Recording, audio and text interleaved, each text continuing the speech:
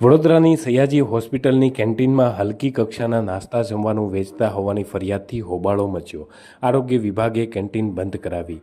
વડોદરા શહેરમાં આવેલી રાજ્ય સરકાર સંચાલિત સયાજી હોસ્પિટલની કેન્ટીનમાં ગંભીર બેદરકારીઓ, સડેલા શાકભાજી તેમજ હલકી કક્ષાના અનાજ જણાઈ આવતા તાત્કાલિક અસરથી સયાજી હોસ્પિટલની કેન્ટીન બંધ કરવામાં આવી હતી. સાથે સાથે આરોગ્ય વિભાગે નમૂના પણ લીધા છે.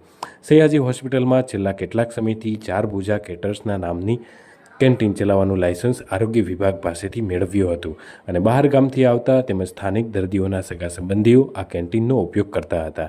આ દરમિયાનમાં છેલ્લા કેટલાક દિવસોથી કેન્ટીનનું સ્થળાંતર કરવામાં આવ્યું હતું, જ્યાં હલકી કક્ષાનો અનાજ અને શાકભાજીમાંથી નાસ્તા અને જમવાનું બનાવતા આવવાનું જાણકારી ભાજપના મહિલા કોર્પોરેટર જાગૃતિબેન કાકાને મળી હતી.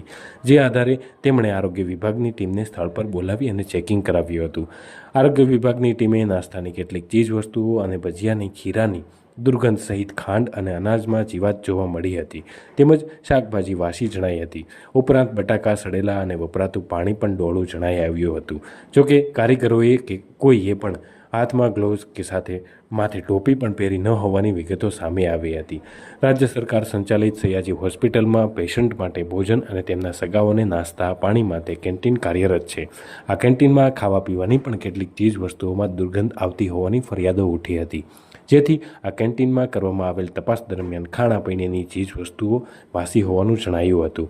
આ ઉપરાંત પેશન્ટોના સગા જમવા માટે આવે ત્યારે તેમને અપાતી રોટલીનો ઢગલો પણ ખુલ્લો જણાયો હતો અને તૈયાર લોટ પણ ખુલ્લી જગ્યામાં પડ્યો હોવાથી મોટા પ્રમાણમાં માખીઓનો પણ બણબણાટની ફરિયાદો મળતા મહિલા કાઉન્સિલર જાગૃતિબેન કાકાએ એસસીજીના કેન્ટીનમાં પહોંચી ગયા હતા, જ્યાં ભોજનમાં વપરાતા શાકભાજી વાસી જણાયા હતા અને બટેકા પણ સડેલા નજરે પડ્યા હતા, જ્યારે ખાંડ અને અનાજમાં જીવાતો જણાઈ હતી. જોકે નાસ્તામાં અપાતા ભજીયામાં પણ વાસની દુર્ગંધ જણાઈ હતી. ત્યારે આ મામલે આરોગ્ય વિભાગે કાર્યવાહી કરી હતી.